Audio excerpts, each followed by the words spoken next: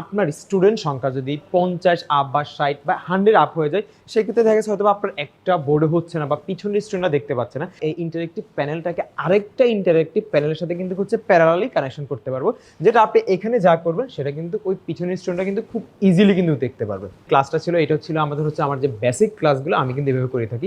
সেমভাবে আমার যে প্র্যাকটিক্যাল ক্লাসগুলো আছে, প্র্যাকটিক্যাল ক্লাসগুলো কিন্তু আমি হচ্ছে ইন্টারেক্টিভ প্যানেলের মাধ্যমে করে থাকতে পারি। যেমন একটা এমএমসি সার্কিট আমার, ঠিক আছে, বা মেমোরি কার্ডের যে সার্কিটটা আছে, তো এখানে একটা মেমোরি কার্ডের যে লাইনগুলো আছে, যে একটা মেমোরি কার্ডের টোটাল 8টা লাইন থাকে, কোন লাইনকে আসলে কি বলে বা কোন লাইনে আসলে আমি কত জিআর পাবো, কত ভোল্ট পাবো, এই জিনিসটা কিন্তু টোটালটা কিন্তু এখানে দেওয়া আছে। তো দেখা গেছে আমি যদি একটা ক্লাস যদি তাকে হচ্ছে একটা নর্মাল একটা হোয়াইট বোর্ডের মাধ্যমে করাই, অথবা যদি আমি শুধু মুখে মুখে বলি, তাহলে সে আসলে ওই জিনিসটাকে অতটা ক্যাচ করতে পারবে না যতটা হচ্ছে আমি ইন্টারেক্টিভ প্যানেলের মাধ্যমে ভিজুয়ালাইজ করার কারণে সে নিতে পারে।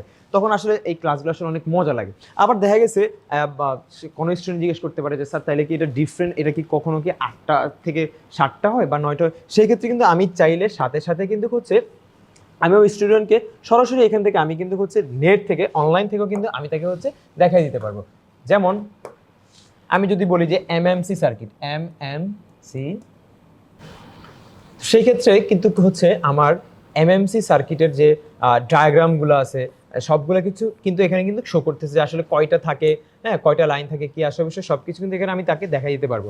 মানে টোটাল বলতে পারেন একটা প্যাকেজ, মানে আমার ক্লাসের জন্য যাবতীয় আমার যত হেল্পফুল প্রয়োজন হয় সব কিছু কিন্তু আমি এই ইন্টারেক্টিভ প্যানেল থেকে পেয়ে থাকি। আবার অনেক সময় দেখা যায় যে পিছনে যদি ক্লাসরুম ভর্তি স্টুডেন্ট থাকে, সেক্ষেত্রে দেখা যায় যে পিছনের যে স্টুডেন্টরা আছে বা সাইডে যে স্টুডেন্টরা বসে, তারা কিন্তু হচ্ছে আমার বডির কারণে এই স্মার্ট বোর্ডটা দেখতে পারে না। তো সেই ক্ষেত্রে কিন্তু এটার আরেকটা সুবিধা হচ্ছে আপনি কিন্তু চাইলে এই হোয়াইট বোর্ডে আপনি লেখার মাধ্যমে কিন্তু হচ্ছে আপনার এই বোর্ডে সব কিছু শো করবে।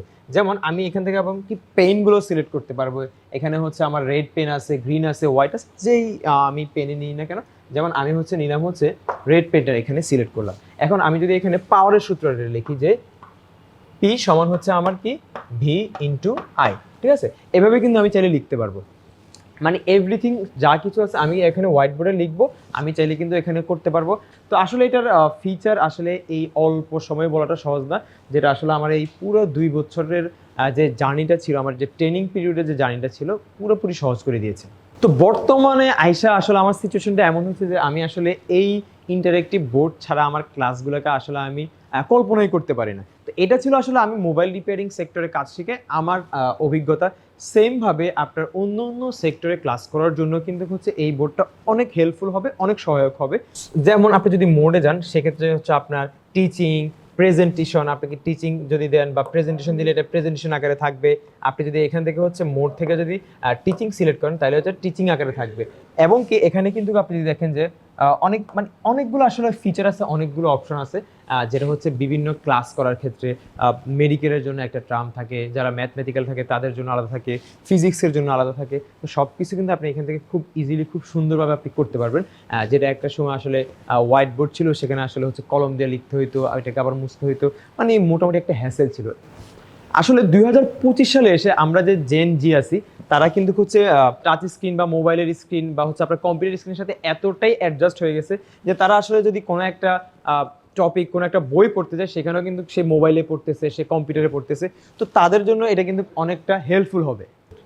যেহেতু আমি বিগত 2 বছর থেকে অ্যামডক্সের স্মার্ট বোর্ডটি ইউজ করছি, সেক্ষেত্রে আমি বলতে পারি অন্য অন্য ব্র্যান্ডের থেকে অ্যামডক্সের এই স্মার্ট বোর্ডটি অনেক বেশি স্মুথ এবং অনেক বেশি ফিচারফুল হবে।